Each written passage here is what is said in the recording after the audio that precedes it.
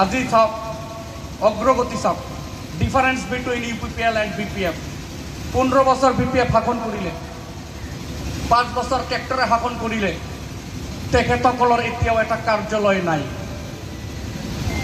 এতিয়া যদি মোৰ ঘৰেই নাই তেনেহলে মোৰ কি ভ্যালু আছে যদি পাৰ্টিৰ কোনো পাৰ্মানেন্ট ঘৰেই নাই তেনেহলে এই পাৰ্টিৰ কি ভ্যালু আছে আজি 5টা জিলাত বিজেপি চাব কিমান ডাঙৰ ডাঙৰ কাৰ্যালয় হৈছে মানে কি বিজেপি সিৰিয়াস ভাবে লৈছে আজি ডিস্ট্ৰিক্ট পাৰ্মানেন্ট কাৰ্যালয় নাই বিপিএফৰ আজি ডিস্ট্ৰিক্ট পাৰ্মানেন্ট কাৰ্যালয় UPPLৰ নাই তাৰ মানে বিজেপি ইয়াতে পাৰ্মানেন্ট পাৰ্টি হব কাৰণে কাৰ্যালয় ইতিমধ্যে কমপ্লিট কৰিলে রিজনাল পার্টি BPF হোক বা বেলেগ পার্টি হোক তেওঁলোকে ভাবে আজি আছো কালি নাই আজি আছো কালি নাই তো সেই কারণে তেওঁলোকে পার্টি অফিস নবনায় আর আমার বিজেপি অফিস 5টা উদালগুৰি চাব বাক্সা চাব চিৰাং চাব কোকৰাঝাৰ চাব তো মই ভাবো প্ৰত্যেক বাইদেউসকল পুৰুষ ব্যক্তিসকল যিন সমস্যা MCLA সমাধান কৰিব নোৱাৰিব যদি ক্যাপাসিটিও না থাকে আমাৰ মনোৰঞ্জন ব্ৰহ্ম ডাঙৰীয়া তাৰ ব্যক্তিগত এফৰ্ট দি ইন্ডিভিজুয়াল পাওয়াৰ দি তেও এই পৰিয়ালৰ সমস্যা সমাধান কৰিব পাৰিব তেও ভগৱানে তেখেতক ইমান যথেষ্ট ক্ষমতা দিছে মই সকলোকে সৰু ভাইটি হিসাবে সকলোকে মই অনুৰোধ কৰিছো প্রচার আরম্ভ করক এতিয়া ওয়েব আনক ঢেউ আনক দুধমা সমষ্টি এবার বটফা উপেন্দ্রনাথ ব্রহ্ম যেনেকুৱা বড় জাতিৰ ভাল চিন্তা কামনা কৰিছে অহা দিনত বিজেপিক জিকাই পেলাই বটফাক যাতে সম্মানিত কৰিব পাৰো বটফাৰ যে সপন এই সপনবিলাক যাতে বিকেৰত এটা এটাকে যাতে সাক্ষৰিত হয় বা এটা এটাকে যাতে সম্পূৰ্ণ হয় এইটো বিজেপি চৰকাৰেই কৰিব আমাৰ দিছে যে যিবিলাক ক্লজ আছে খুব কম সময়েৰ ভিতৰত সাক্ষরিত করা হব মানে ইমপ্লিমেন্ট করা হব কার্যকরী করা হব আর এই কার্যকরী করার কারণে বিজেপি সরকার আমি হয়ে গেলে নাথিং সিরিয়াস হবই তো যিনি হোক মই বেশি দিঘু বাংলাই বুংনে নাগি রাখै রাইজা রাইজাও আং বার খাওলাইয়ে নট অনলি দুধমা গুনারগাঁও অলসো তো সেইকার মানে একদম সাউগির মানে বিবার মানে পদমপুল না जोंनि पार्टीनि सावगारिया बिबार एकदम मेगननि खाथियाव लाखि बिबारनि चिन्ता खालामो हनुमान मन्दिरनि खाथियाव फैयो पूजा खालाय आरज खालाय चिन्ता खालामनाङा ब्रादार सरकारनि कथा आं बुंनो नागिराखै किन्तु फैगौ सम जों बिजेपिया बिग ब्रादार थागोन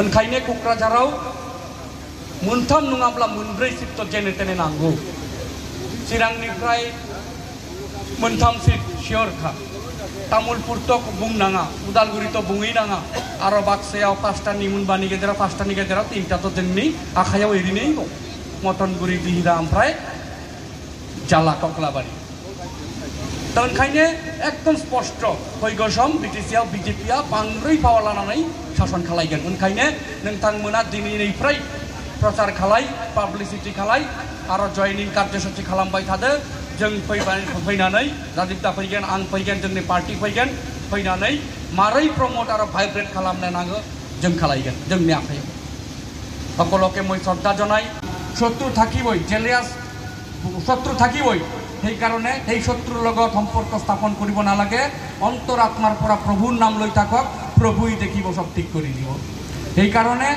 এইবাৰ বিটিআৰ ইলেকশ্যনত অৰূপ কুমাৰ দে উদালগুৰিৰ পৰা কোকৰাঝাৰ লৈকে এক তীব্ৰ ভয়েস লৈ বিটিআৰত নামিব হয় মৰিম নহলে বাচিম ডু অৰ ডাই এই সংকল্প লৈ নামিছো বিটিআৰ ইলেকশ্যনত বিজেপিৰ হৈ মোৰ মাইনাছ হলে হ'ব কিন্তু বিজেপিৰ শাসন গেৰুৱাৰ শাসন পদ্ম ফুলৰ নীতি পদ্ম ফুলৰ যি ধাৰা স্মেল এই পদ্ম ফুলৰ স্মেল বিটিআৰত এইবাৰ আমি স্প্ৰেড কৰিম সেইকাৰণে Udalguri strong Baksa strong Tamulpur strong Chirang strong কোকৰাঝাৰো আমি ষ্ট্ৰং কৰিব লাগিছে আৰু এনি হাউ এট এনি কষ্ট by who can prove Manoranjan da and Rajiv Brahma we have to win আৰু এইটো আমাৰ বিজেপি ইনটেক আছে চলে বলে কৌশলে এতিয়া দুটা অন্তত এছটি কনষ্টিটুৱেঞ্চি বুনাৰগাঁও আৰু দুধমা জিকাবই লাগিব আৰু আমাৰ এই দুধমা সমষ্টিত অমিত শ্বাহ ডাঙৰীয়া আহি গৈছে কেইদিনমান আগত আমি ইয়াৰ পৰা বিজেপি জিকাব পাৰিলে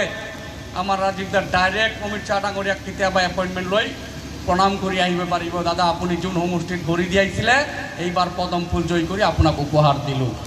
এইটো যাতে ৰাইজে ৰাইজে সন্মানটো ৰাখিব বোলে। আপোনালোকৰ স্বাভিমানৰ কথা আছে। অমিত শ্বাহ আহিছে এই দুধমা কনষ্টিটুৱেঞ্চিত। অমিত শ্বাহ কোন? আমার বিজেপির মানুষ। অমিত শ্বাহ কোন? আমার কেন্দ্রীয় হোম মিনিস্টার। শান্তি কোনে আনিছে? বিটিআরত শান্তি আনিছে অমিত শ্বাহ। শান্তি আনিছে কোন? রাজনাথ সিং। যেতিয়া গণ্ডগোল চলি আছিল তেতিয়া বিজেপি সরকার রাজনাথ সিং মানে আমার বিজেপি। বিটিসি আনিছে কোন? বিটি বড় মানুহক অধিকার দিছে কোন? বিটিসির বড় মানুহক অধিকার দিছে বিজেপি। অটল বিহারী বাজপেয়ী সরকার সময়ত আপনার এল কে আদবানী ডাঙৰীয়া। বিটিআৰ ৰেকৰ্ড হল কেনেকে? এই নৰেন্দ্ৰ মোদী ডাঙৰীয়া, অমিত শ্বাহ ডাঙৰীয়া। তো বড় জাতিক এই প্রমোট হব কারণে ভাইব্রেট হব কারণে সুযোগ কোনে দিলে? বিজেপিয়ে। বিজেপি সরকার আর বিজেপি দল। সেই কারণে মই ভাবো যদি বিটিসি বিজেপিয়ে বিটিসি দিব পাৰিছে, বিজেপিয়ে যদি বড় জাতিক মানে নিজৰ অধিকাৰ আৰু ৰাইট সব মানে যদি প্ৰমোট কৰিব বিচাৰিছে, অমিত শ্বাহ বিটিআর দিছে, তেনেহলে বড় মানুষ 30টা এসটি কনস্টিটুয়েন্সি বড় মানুষ বিজেপিক ভোট দি বিজেপি সরকার করি বড় মানুষে বিটিআর চিফ হয়ে পেলাই শাসন করক। ধর্মর জয় হব, মানুহর জয় হব। বিটিসির চিফ হলে বিজেপির পরা বড় মানুষই হব। বিটিসির পরা ডাঙর ডাঙর বলিষ্ঠ মন্ত্রী ওলালে বড় মানুষই হব। কারণ this is Bodoland, this is BTR. আমি কেবল শাসনটোহে বেলেগ, কিন্তু মই থাকিম, বিটিআর বড়ই থাকিম। সেই কারণে বিজেপি এইবার পুরা মানে থিৰাং সিদ্ধান্ত লৈ নামিছে। ওদালগুৰিৰ পৰা কোকৰাঝাৰ জিলালৈকে বিটিসিৰ নিৰ্বাচন আপোনালোকে নিজেই চাব। ইতিমধ্যেই 5টা জিলাত আমাৰ 5গৰাকী মন্ত্ৰীক দায়িত্ব দিয়া হল। আৰু মই দৃঢ় বিশ্বাসী তেওঁৰ যে উদাৰ মন মনোৰঞ্জন দাৰ, বহুত মানুহ এনেকুৱা আছে এতিয়া তেখেত বিজেপিত আহিছে, আগতে পাৰ্টিত তেখেতে ইমান ইনভলভ নাছিলে। ব্যক্তিগতভাৱে যোৱাবাৰ যেতিয়া ইলেকশ্যন হৈছিলে তেতিয়া বিজেপিৰ কোৰ কমিটি আছিল দিলীপ শইকীয়া ডাঙৰীয়া, ভৱেশ কলিতা ডাঙৰীয়া আৰু গোলকগঞ্জ সমষ্টিৰ বিধায়ক অশ্বিনী ৰায় ডাঙৰীয়া। এই তিনিজনৰ কোৰ কমিটিৰ তিনিজনৰ নেতৃত্বত বিজেপি সৰকাৰ বিজেপি ইলেকশন চলিছিল। এইবাৰ যে বিটিসি ইলেকশন হব, অসমৰ বলিষ্ঠ মন্ত্ৰীসকল, বিধায়কসকল, কাৰ্যকৰ্তাসকল মুখ্যমন্ত্ৰী ডাঙৰীয়াৰ মানে সভাপতিত্বত এইবাৰ বিটিআৰ ইলেকশন চলিব। আৰু ৰাইজক কৈ দিছে যে এইবাৰ মোদীৰ শাসন চলিব বিটিসি, মানে জয় শ্ৰীৰামৰ শাসন চলিব। আপোনালোকে থাকিব না নাই জয় শ্ৰীৰাম শাসনত?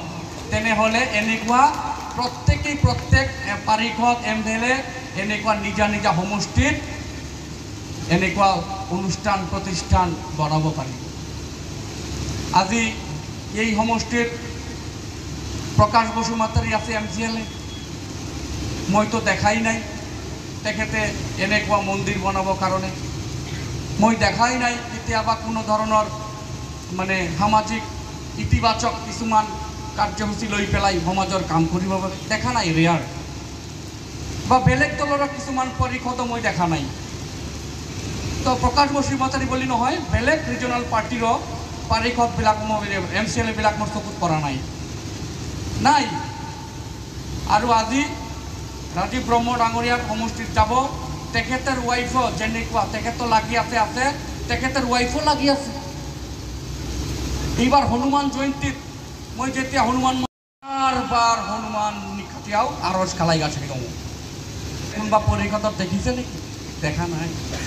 তো যি নহওক আজিৰ এই শুভ মুহূৰ্তত মই মন্দিৰৰ ওচৰত আহি এই পৰিৱেশত থাকি পেলাই নিজকে বহুত গৰ্বিত অনুভৱ কৰিছোঁ। সকলে হনুমানৰ নাম লওক, ৰামৰ নাম লওক, সুখ প্ৰাপ্তি পাবই। হনুমান চালিচা পঢ়িব।